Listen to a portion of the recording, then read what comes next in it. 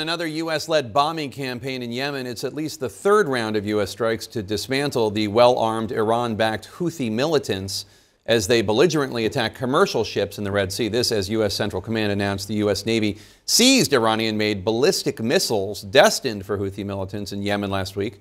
While the Navy's complex operation was successful in taking weapons that would have been used, likely to target commercial ships in the Red Sea, it ended with 2 Navy SEALs going overboard due to rough 8-foot swells. The Navy says those 2 sailors still have not been found. Joining us now, the Secretary of Defense under Donald Trump, Mark Esper.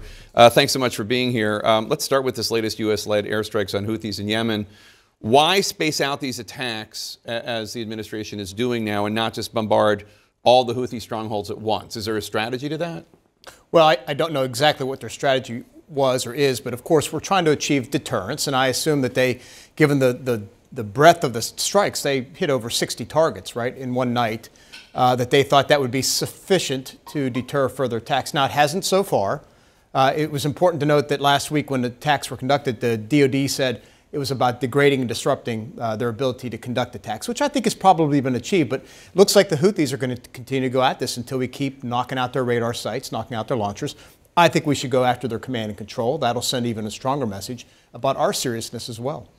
And back to the U.S. seizure of these Iranian-made weapons, these ballistic missiles destined for the Houthi minutes. It sounds like it was a complex mission, the first of its kind since the Houthi attacks on ships started in the fall. How big of a dent does a seizure such as this make in the Houthis' capability to target ships in the Red Sea? Yeah, well, first of all, our hearts, thoughts and prayers go out for the Navy SEALs and their families who right now aren't, we're still looking for them. But look, they are complex missions. I think the importance of it is we're trying to nip at the Iranian supply chain to the Houthis.